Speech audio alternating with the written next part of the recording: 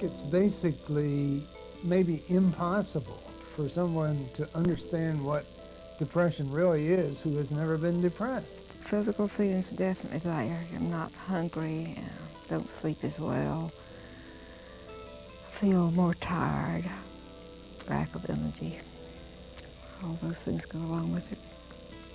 You just sort of drift. You're not going anywhere. You have no life purpose, no identification as a person. Just feel like you're not important to anyone. I can't tell you. It's almost impossible, if you haven't been through it yourself, to describe the feeling of being lower, lower, lower than a snake's belly, and with no sense of self-esteem whatsoever.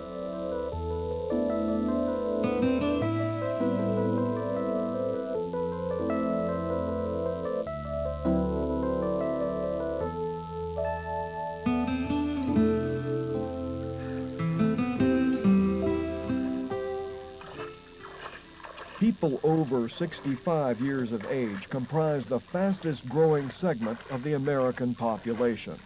Old age is a time of change, sometimes unwelcome change.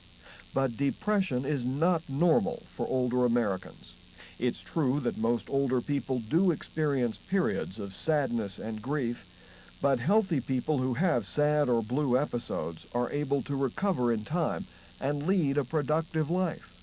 Not so with those who are suffering from clinical depression. Well, everybody, I think, experiences periods where they feel a little worse, and they have good days and they have bad days. And I think many people believe that depression is just a little bit worse than a bad day, but that's actually not true. Depression is different in terms of not only the severity of symptoms, but it's also different in terms of the quality of symptoms and the length of time the symptoms actually occur, what we would call a clinical depression. The minimum time that we would consider somebody to be in a significant clinical depression would be 1 to 2 weeks. Dan Blazer is a psychiatrist, dean of the medical school at Duke University, and a widely read expert on the topic of depression and aging. He's the author of the textbook on the topic entitled Depression in Late Life, now in its 2nd edition. Dr. Blazer says special professional training is required to diagnose clinical depression, but anyone can learn what to look for to identify possible depression. Look for change. A decrease in appetite, just a lack of interest in food, a lack of interest in what's going on around an individual, difficulty with sleep, perhaps some agitation, I can't sit still, but not really being motivated to do anything specifically, just not feeling comfortable sitting where he or she is. Or the individual who just kind of seems to not care anymore, sits around, doesn't do anything. The individual who used to be active 12 hours a day now all of a sudden is sitting in front of a TV all the time. Those are the types of things I look for. There are several reasons why it is essential for healthcare workers and others who interact with older people to develop a basic understanding of the issues related to depression. If suspected, depression can be diagnosed by professionals. If accurately diagnosed, it can usually be treated and sometimes even cured. And finally, if it is undiagnosed or mistaken as another disease or part of natural aging, or if mistakes are made in the process of therapy, the tragic results may include suicide. I think that many patients do not recognize that they're depressed. They know that something's wrong, but they have difficulty explaining exactly what it is that they are experiencing to be wrong. And so the clinician who encounters an individual who is depressed is in a very different situation than the clinician who encounters an individual who says, my stomach hurts. The clinician has some guidance in terms of where to go when the patient comes in and says, my stomach hurts. On the other hand, when the patient comes in and says, well, I just don't feel quite right, that doesn't give the clinician much guidance in terms of where to go.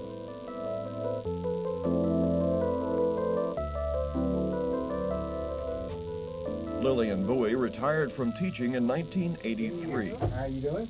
She became Dr. Blazer's patient that same year.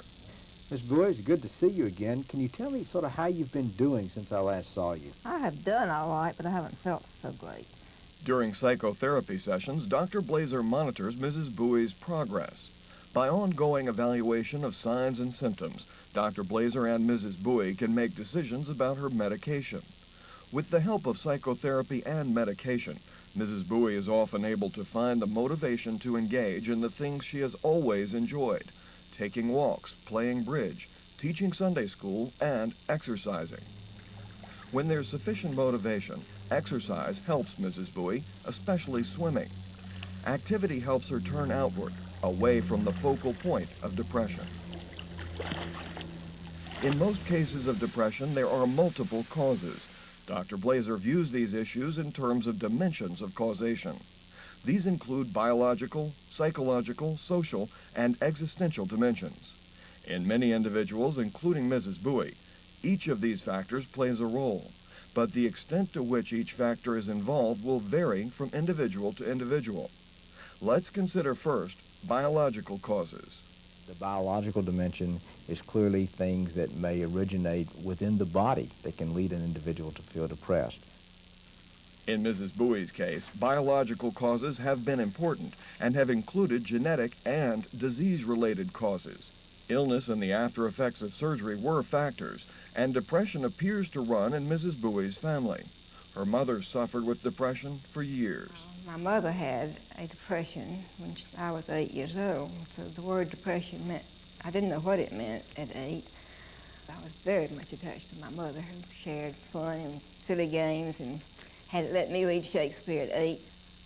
All of a sudden, my mother's sisters decided that she needed to get away from all home responsibilities, and so she was up in the mountains for several months. And her mother's mother actually committed suicide. Well, I did not know about my grandmother's suicide until I was 17, I believe, and my daddy told me then. And it bothered me a lot. Psychological causes relate to the process of thinking. They often have to do with individuals' thought styles, ways that they tend to view different things. In other words, they tend to have a very negative view toward life, and that would clearly lead to a psychological predisposition to depression. When not depressed, Mrs. Bowie might be regarded as an optimist, but when depression sets in, psychological causes are evident. I think depression is natural for the elderly because we have lost so much, and we are only going more toward more loss. Social causes relate to some of the unwelcomed social changes many older people experience. In terms of social, I really would just look at the interrelations of persons with other persons. And when we lose relationships, for example, losing a loved one, a parent, a spouse, and that could come through death, it could come through divorce, it could come through moving away. All of that could lead to depression. But even relationships that don't disappear can also lead to depression because relationships can become difficult. They can become strained, and that in itself can lead to depressive symptoms. Social causes are a big issue behind Mrs. Bowie's depression. In the decade and a half since she turned 60, Mrs. Bowie has experienced many life events in the form of personal changes and losses: the end of a career, the deaths of a spouse and a close friend, and her own diagnosis with terminal illness, and then the surgery which cured her but left her in uncomfortable recovery for more than a year. Finally, the marriage of her youngest daughter was a happy event, but it also meant that Mrs. Bowie would be living alone for the first time, with no one to care for but herself. I guess I need to be a caretaker. I mean, I think by nature I'm a caregiver. Lastly, let's look at existential causes, particularly as they relate to late life. They begin to look back on their lives, and they begin to say, now what was the meaning of my life? Now, I've been here all these years, I've lived here, I've done this. What was the purpose? What was the meaning? Erik Erikson called this integrating one's life, putting it together, finding meaning in one's life. And looking for that meaning sometimes can be very frustrating to the older person, and that in turn can lead to depression. You find yourself thinking more about yourself now than you used to? That's true, and I don't like it. And you don't like it? And I don't like it. I have described it to other people as a heavy sense of self. You know, ordinarily I don't think about myself one way or the other very much. And I've not I'm usually very conscious of self, but when I'm depressed, I can't get rid of myself. That's the worst thing about it.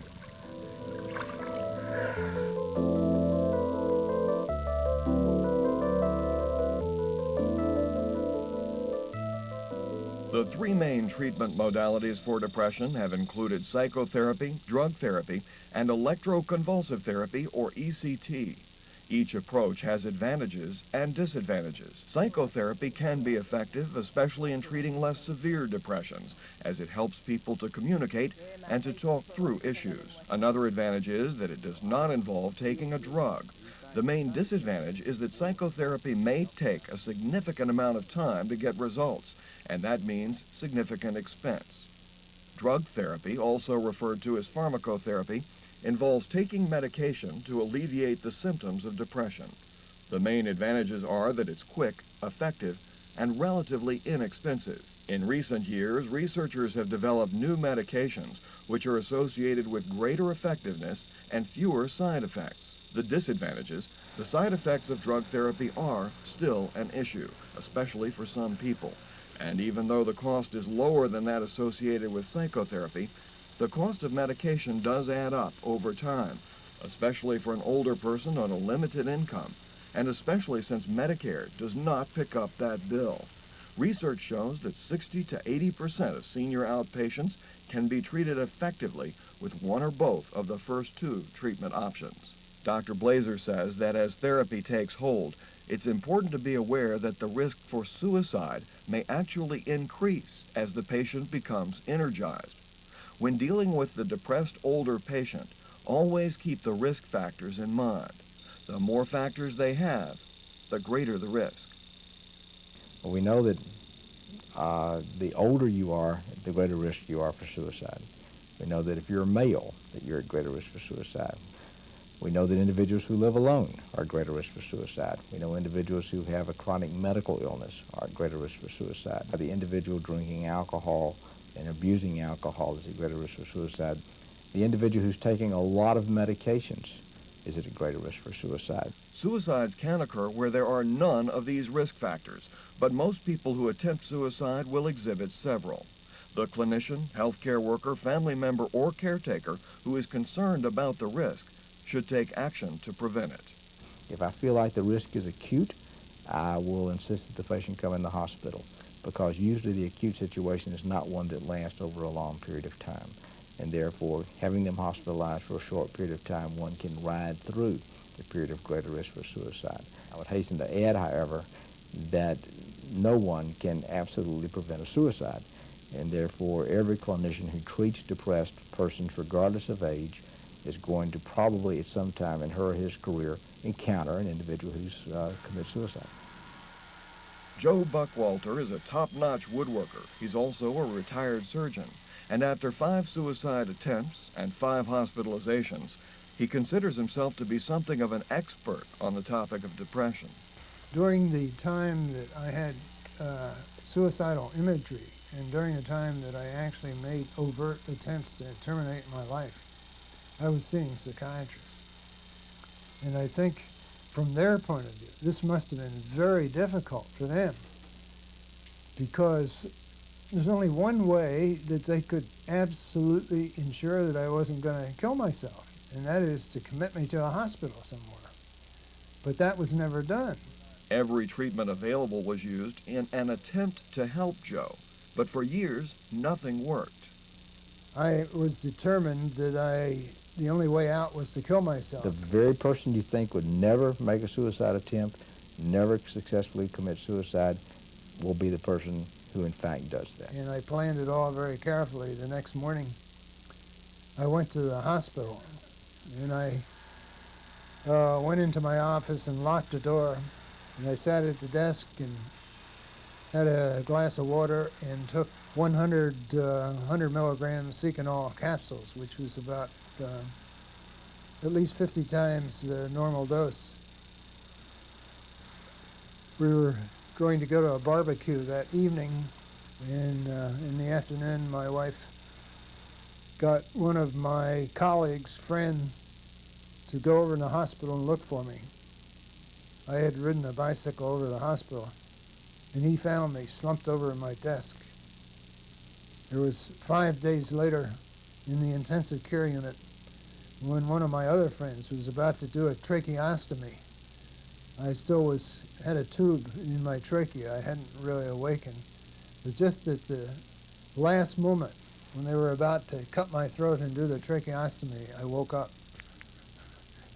Absolutely no guarantees that an individual can be prevented from committing suicide. People commit suicide on psychiatric wards, they commit suicide in nursing homes, and these are even individuals that the nursing staff did not believe were physically capable of doing it. And therefore, in working with nurses and working with family members, always say we're going to do the very best we can to try to prevent the potential for suicide, but I think it's important for all of us to recognize up front that our potential for preventing a suicide is not that great, and we have to be realistic about what we can and what we cannot do. Joe Buckwalter says that what ultimately worked in his case was psychotherapy, but the key component therein was not just the work of the psychiatrist, but recognition and work on the part of the patient. When all else had been tried and had failed, a psychiatrist told Dr. Buckwalter that the solution must certainly lie within Joe himself. Ultimately, in spite of all the high-powered help that I had in many different shapes and forms, until and if I could deal with the inner problems which centered around the feeling of guilt, that I would not be able to recover. And I think that's what finally happened. I was able to deal with that.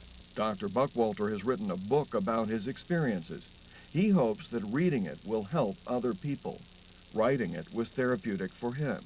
No matter how desperate one feels, no matter how hopeless things seem, anyone suffering from depression can recover. But first, they must survive. Today, you see, every day I wake up, I think positively about what's going to happen that day. During the period of depression, when I'd wake up, I thought negatively. Being unable to do all the things that I needed to do that day, and really doubting whether I would be able to do it, whatever it was. And that's an important part of depression, this negative thinking. But I think that the possibility that any of us, depending on the circumstances, can become depressed is a very real one. And I think to be realistic about it, it would be, either I would be foolish or not thinking clearly if I told you that it was impossible that I would ever become depressed again. I think that is very unlikely. I don't think it will happen, but I didn't think it would happen in the first place.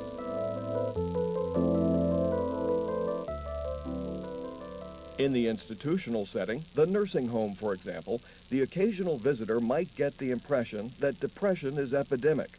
But social workers and others who work on the front lines, as it were, caution against broad assumptions. Lisa Gweither of Duke University's Center on Aging says appearance is just one thing in a long list that may indicate possible depression. And like Dr. Blazer, she emphasizes there is one key thing to look for. Look for change. Change in appetite, change in sleep, change in irritability, bitterness, anger, that sort of thing. You look for change in appearance, in activity level, in energy level. All those can be clues that something is going on. When depression is suspected, it should be evaluated quickly but carefully. Accurate assessment should include gathering as much data about patient history and recent circumstances as possible. What was this person like before? Is this a significant change? What used to make him or her happy, excited, interested, involved? When all these events came down on me, my illness and my having to sell my house and move, it was just sort of like an avalanche. Crashed on me. And I had nothing to look forward to. In her youth, Hazel Wishnov was a popular item with her classmates. I went to Duke, of course, because it was a good school and it was very nearby and not as expensive. You know, that was at the end of the Depression and people were not that well off, generally speaking. We certainly weren't. I used to date a lot, and I was proud of myself for being so popular. When I was growing up, going steady was not the thing.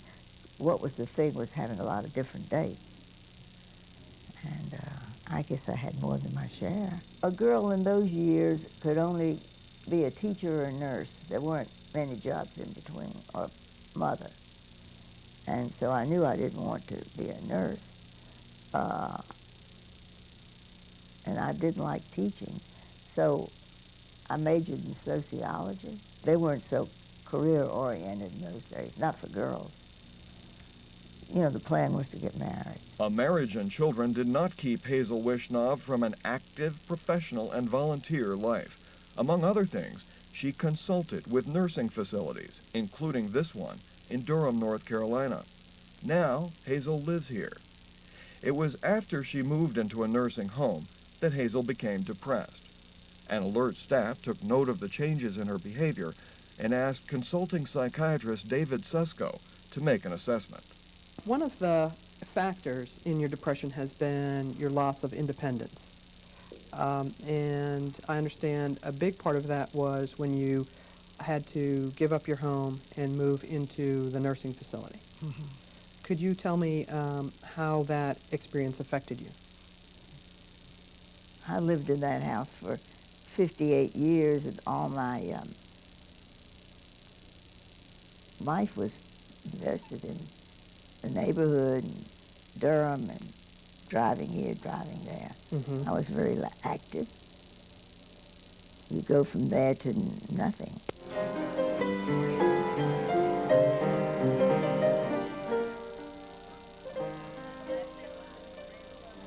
I get up, and I take a shower, and I go to the meals, and I come back, maybe watch a little TV, and go to bed. I used to use a walker, but I don't get around. I'm not able to use a car. I'm just sort of stuck here. Mm-hmm. You know? And if people come to see me, great, but I can't come out to them, go out to them. Mm-hmm. So you've lost a lot of your circle and ability to come and go as you'd like to. Yeah. I used to talk with people and visit people and do things like that. I don't have that much interest in that now. I do very little. One thing I have to worry about is what I'm going to do tomorrow or the next day or the next. Mm-hmm. I mean, there's nothing to look forward to. I belong to 2 book clubs, and I still belong to one. The other one, they felt uncomfortable around me because they were afraid I would fall and they wouldn't. I'm bitter about this, you could tell. And I might fall or something like that, and they weren't very comfortable with that. What about your level of energy? How has that been? I'm weaker. You are? Yeah. I tire more easily. Most people who work with the older population will, sooner or later, encounter depression. Successful treatment depends on recognition, and recognition depends on an alert and caring staff. People need to know that depression is treatable, and that in a nursing home, if it walks and talks and acts like clinical depression, it's depression. Even in someone who is seriously ill, has heart disease, stroke, cancer, or whatever. It is eminently treatable, and people have a right to feel better. It is not just a matter of being nice. People actually have a right to feel better, and we know strategies that will help people feel better.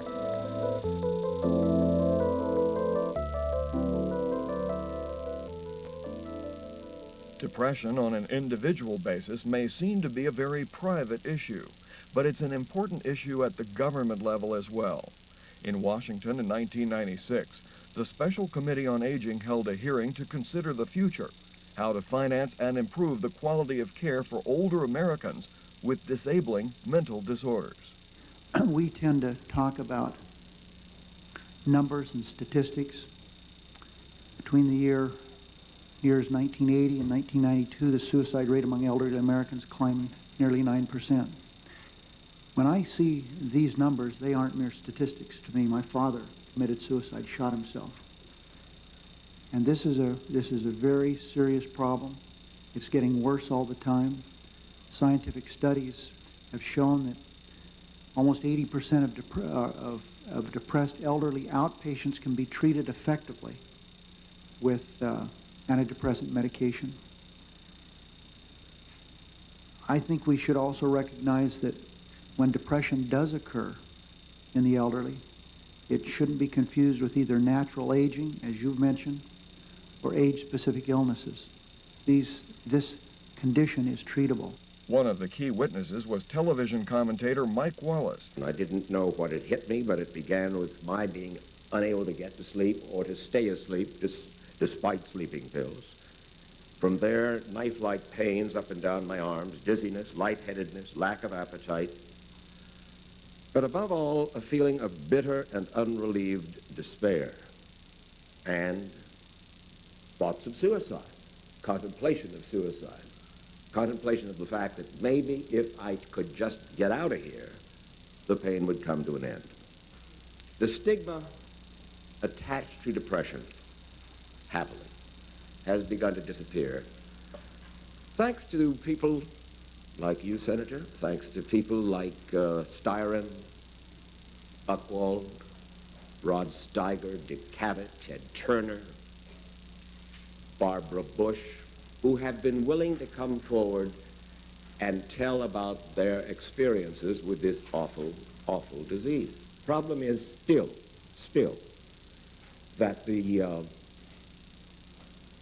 Congress, that the Washington establishment doesn't treat mental illness the same way they treat other illnesses, despite the fact that all of these other illnesses are, I shouldn't say all of them, some of them are not nearly as destructive. We want to make the point that depression is as diagnosable as any medical diseases, that it's a big deal, it's as bad as diabetes, and that it's treatable. When we encounter depression in the older population, it's important to remember that it is a serious problem, but it is not the sign of a weak mind. The experts say that given advances in research, the growth of the senior population, and the changes in the healthcare system, there are reasons for both hope and concern about the future. Well, I think in terms of our medical management of depression, I'm talking about medications and some of the other things that we do, I think we're only going to see improvements in that area. I think in terms of our humane management of depression, that's something that transcends what I as a doctor in my office can do, because that's being dictated more and more about what goes on outside. I think government has to recognize that emotional suffering is just as important as physical suffering, that some of the stresses in our society, in fact, may lead to an increased frequency of emotional suffering in our society, and an unhappy society is not going to be good for anybody.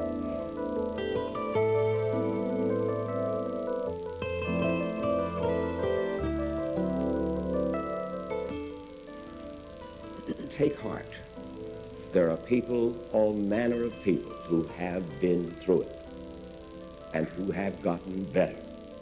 Can recover, and thousands of people do from depression. And you can recover your ability to think, and your ability, whatever your normal personality is, can be restored, and will be if you survive the depression. And that's important.